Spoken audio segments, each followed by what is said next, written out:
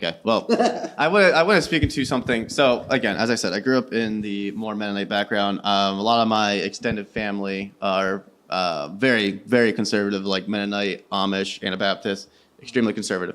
There is a general repulsion, a general pushback against technology. Of course, if you look at Amish especially, anyway. So there's this general pushback in where I grew up against technology in general, but I've been realizing through content creation, I've been realizing through just other people I know who do ministry, the internet is a great place to start doing evangelism nowadays. 100%. It's definitely still important for discipleship.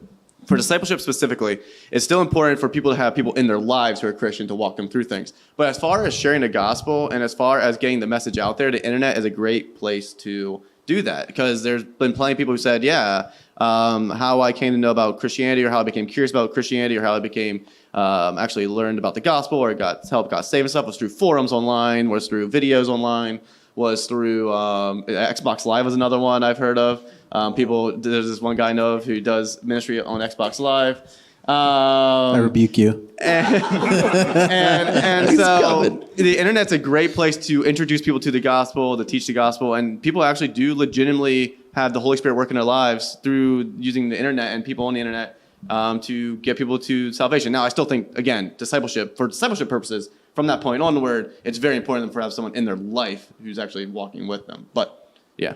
Yeah, I mean, I think it spikes curiosity just by creating content and pushing things out on the internet. I mean, that's where half the new generation is on, right? If anything, and all of our past generations, whoever's still alive, they're still using the internet, whether it's Facebook or WhatsApp or whatever it is. That they're using some sort of technology, and being able to use the internet as a tool or as a way of pushing the gospel, it's essential, especially today in this age. 4.7 billion people are on social media. Yeah. 4.7 billion. I've seen it through my page. I feel like my page was created more for those church hurt people, because that's really how I felt. I felt church hurt, but I'm seeing the shift too, because people are like, okay, but what about this? And why is your God better than my God, or whatever the case may be? It's spiking the curiosity because they're seeing the love of God through the internet, through my YouTube channel, and if everyone else can push that and with good theology, but expressing the love of God but also with that firm hand, right? Because it's not all about, just, God is love and God is grace and God is this and God. You have to also create that discipleship and teach people how to stay firm, how to actually, I'm sorry, I'm losing my words here, but it's how to do exactly what it is that we're trying to do. Get them to do the same thing. Get them to push the message as well, but live that faith in that life in faith. Yeah, bro. The internet is like a total cesspool of just horrific nonsense, and really, that's where, to quote Elon Musk, that is the public square now. That is where life is happening, is on the internet. But since it's so horrific, I think it's easy for a Christian to check out and be like, I want no part of that. And that was myself. I have zero personal social media because I just don't even want to look at it, because it's crazy, everything that you can see on the internet. But I was convicted of that, and by reading a book called Digital Dominion by a fella named Jeff Mingy. And he's basically talking about how if you're not preaching the gospel on the internet, why? So, what are you doing? I mean, I can actually give a response from someone who comes from a background where people give responses to that question. The big one is the one I hear the most frequently from people within the more conservative circles would say that the temptation and the debt withdrawals are actually greater than the opportunity. So the temptation, let's just take a big one, all guys here, pornography. Yeah. I mean, I know for some people, actually, I would tell them you should get away from your cell phone and actually not be on the internet for the next month because they're so addicted to pornography that if they go on their phone, they're just going to end up going to places. Don't you have a great video on your channel talking about how you put down your phone for 24 hours? Yes, I think do you a do. video about 24-hour video. Yeah, yes. I thought you were going to talk about my pornography video. No, but no. So Wait. There's a pornography video. how to escape. Yeah. I have a video about the terribleness of pornography. Oh, okay. Words matter. Words matter. Define your terms. Definitions matter. But all that to say, yeah, that would be the response: is that the temptations or the inability outweigh the actual benefits of the internet. So I can see that for sure. And I think if you're a new Christian or if you have struggles to do that, then sure, stay away for your own spiritual maturity and growth.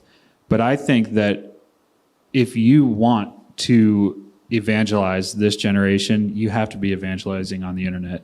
And I think that's why what we do is so important, because we are that voice in the world. And I think that if anybody's watching our panel and they feel like they want to make a difference too, I think they should start a YouTube channel too and preach the gospel and tell people about Jesus. It's the fastest way to reach a ton of people. I totally agree.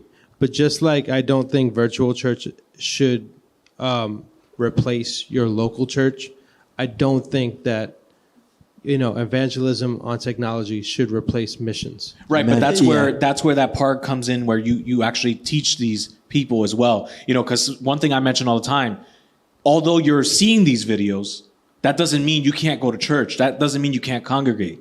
Being with like-minded people is important. It keeps you in the faith. It keeps you, accountable. How many people do... I used to be addicted to pornography. Now that we're speaking about it, I used to be addicted to pornography. What helped me? Accountability. Yep. But I couldn't do that just by looking at other YouTube videos. I needed somebody physically, hey, how are you? I needed that person. Yeah. But that's all I'm saying. That's all I'm saying. Yeah. All the stuff we're doing is amazing. Yeah. Keep pushing. Keep going. Make as many videos as you can if God is calling you to do that. But I also want to encourage anyone watching, or you guys, go on mission trips too. Because when I got trained in my church to go to South Dakota, and I know it's a part of America, but we're very Americanized in the way we think of evangelism and missions. But when you go to South Dakota, especially on, where it's like dinosaurs still live, that's how it looks, even though it's a part of America. If you're watching from South Dakota, we love you. Yeah, we love you. They South don't Dakota. have an Americanized way of looking at things. Yeah. And a lot of those people don't look at the internet. You might think, oh, they're a part of America. No. So we had to sit through a class to learn all about their culture, learn about the language they speak, learn about how they view Christianity. They view Christianity as the white man took their land. Yeah. And the white man took their land, and the white men were Christians. So these are natives. You think they're going to care? Yeah, the natives. Yeah, you should qualify that. Thanks so much for watching that clip from the Why Jesus podcast. If you want to see the full episode, click right here, and you can also find us on all streaming services. God bless.